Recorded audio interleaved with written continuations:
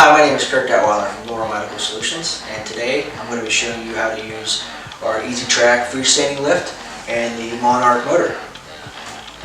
I'm going to talk about hooking up the center rail to our side post here. And first, you want to unlock these hooks right here that keep the center rail attached.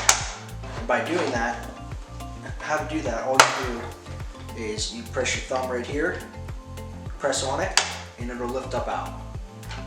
So we got those side hooks unlocked. You want to lift up the center rail, and there's a bar on the end of your center rails here that you're going to just lift and set in.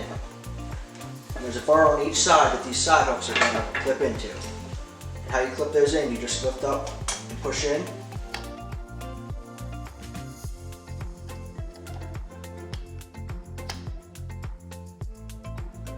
Rail is locked in to our side post, and we're ready to raise the side post to the height that we need. Alright, now that we got our side rails hooked into our center rail, we're going to actually raise up our side rails and it'll raise the center rail to the lifting height that we need.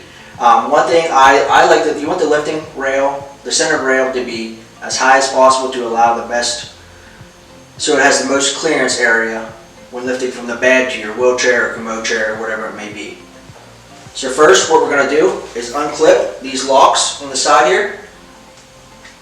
And when you unclip them, you'll see that the side rail is no longer locked in and there's red. That means it's not locked. So to raise it up, all you're going to do is just raise it up to your desired height.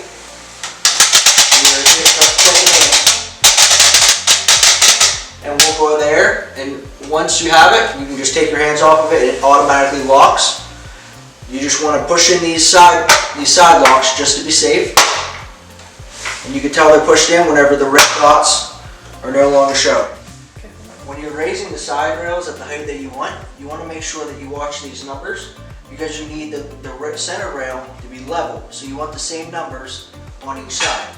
Right now we got it at 20, so you're going to want the opposite rail at 20 as well, so that you have a level center rail and your motor is not drifting. So now we're going to go over how to unlock the side rails so we can lower the side rails and lower the post in case we have to move the lift or in case it accidentally gets raised by anyone. First, you're going to want to unlock these side locks, and then you want to position your hands with your thumbs on the center and your palms on the side of the rail. And you want to push, this is a sliding lock. You want to push your thumbs up to get it to go up, and move this side rail up a little bit, and then move your thumbs down and it'll go down. So you'll notice you can't, it just won't lower, and it won't lower like that. You have to do it all at the same time. And if you saw there, if you go over a click, it will not unlock. So you just want to put your thumbs up, raise it up a little bit, but don't let it click. If you hear this click, you went too far. You got to restart. So you push your thumbs up, raise it up, don't let it click, slide it down, and it unlocks, and you just keep your thumbs with the pressure down, and it'll lower. Good. Next, we're going to attach our motor to our trolley here, and this cantilever just opens and closes like this. Open it up and clip it on. And you can see there, the motor is not drifting. If we had the center rail not level, it would drift to whatever the lower side was. So you want the motor just to stay in one position. That's how you know you have the lift level. Okay. When you're setting this freestanding lift up, you want to make sure that you have it located on the bed to where you're going to be lifting her up and lifting the patient up and down right below your chest line. If you're not lifting the patient at their chest line, that's going to cause the lift to lift at an angle, either front or back, which again is going to cause fraying here with your strap, which over time it will cause a lot of damage to your strap and will need replaced.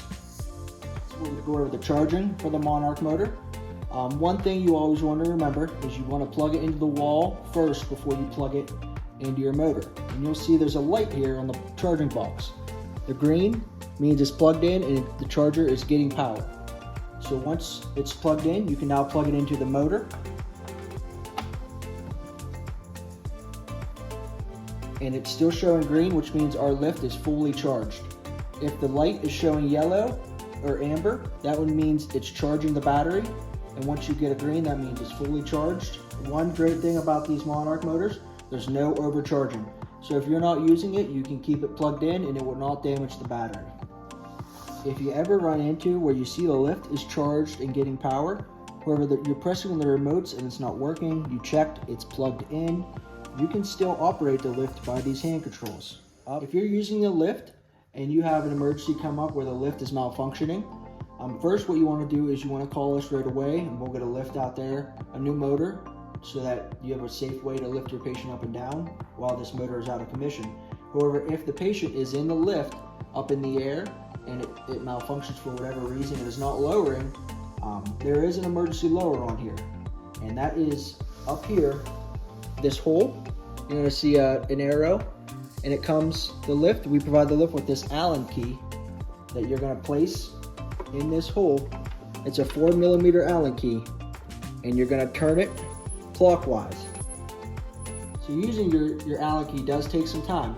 So if you do have available a drill with a 4mm Allen bit, you can put the drill on the Titan and put it into the slot here, and you're just going to pull it in.